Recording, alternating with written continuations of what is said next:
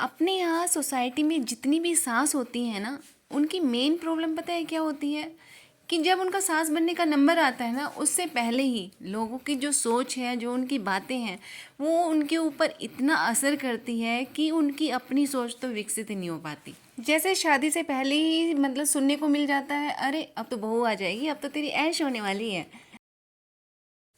और शादी के बाद अगर सास कुछ काम करती नज़र आ जाए ना, तो बाहर वाले फटाक से पूछते, अरे बहू नहीं है, वो कहाँ गई।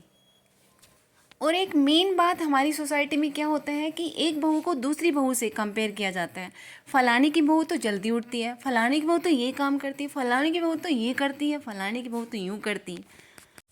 अरे बात को समझो यार, फलाने की बहू फलाने के ही काम आएगी, तुम्हारे काम नहीं आने वाली। और इन बातों के चक्कर में अगर कोई सास फंस जाती है ना, तो ये लगा लो वो माँ तो बन ही नहीं सकती कभी भी। और जब घर में दो बहुएं होती हैं ना, तब तो समझ लो अलग ही महाभारत होती है। बड़ी बहू से छोटी बहू को हमेशा कंपेयर किया जाता है कि बड़ी वाली तो आते ही ऐसा करने लगी थी, बड़ी वाली तो आते ऐसे करने लगी थी, ये छोटी वाली तो अब तक नहीं कर पाती। यार आए हुए उसको 2 दिन हुए हैं, नए परिवेश में आई है, आपके घर को आपको समझेगी तो थोड़ा सा टाइम तो बनता है ना। कल भी हमारी यही बात हुई थी कि किसी भी रिश्ते को समझने के लिए समय, साथ और प्यार, ये 3 चीज़ें बहुत ज़रूरी होती हैं। हालांकि एक तरफ देखा जाए तो बहू और बेटी में काफ़ी फ़र्क होता है। बेटी को हम बिना किसी झिझक के डांट सकते हैं, लेकिन बहू को डांटने से पहले 10 बार सोचेंगे कहीं वो बुरा तो नहीं मान जाएगी। लेकिन कहते हैं ना, प्यार में बहुत ताकत होती है, और प्यार के साथ साथ अगर हम अपनी समझदारी भी उसमें जोड़ दें तो सास बहू का रिश्ता भी माँ बेटी जैसा बन जाता है। लेकिन एक बात और ध्यान रखनी पड़ेगी कि कोई भी रिश्ता एक तरफा नहीं होता, 2 तरफा होता है। किसी भी रिश्ते को बचाने के लिए कोशिश हमेशा 2 तरफा होती है, दोनों तरफ से कोशिश बरकरार रहनी चाहिए। बहू को भी ये समझना चाहिए कि यदि आपकी माँ डांटती तो क्या आप नाराज़ होकर घर छोड़ के चली जाती हैं? नहीं ना। तो सास अगर डांट देती है तो उस चीज़ को हम दिल पे क्यों लगा लेते हैं।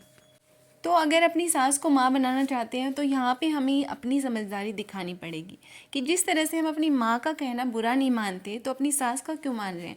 उन्होंने भी तो अपनी संपत्ति, अपना बेटा हमें सौंपा है ना। इसी तरह से सास को भी ध्यान रखना चाहिए, जिस तरह से वो अपनी बेटी को डांटती हैं और थोड़ी देर बाद उसे मना लेती हैं, ठीक उसी तरह से अपनी बहू के साथ भी व्यवहार करें। अपनी नाराज़गी को एक तरफ रख रिश्ते में मिठास घोलने की कोशिश करें। और एक मेन बात, एक सर्वे के अकॉर्डिंग देखा गया है कि बहू और बेटे के रिश्ते में दरार डालने में सास का बहुत बड़ा योगदान होता है। जबकि होना ये चाहिए कि दोनों बच्चे जो अलग अलग माहौल से हैं, उन दोनों को एक दूसरे को समझने का मौका दे, उनके बीच में प्यार और समझदारी को बढ़ावा दे, ना कि उनके बीच में टकराव का कारण बने।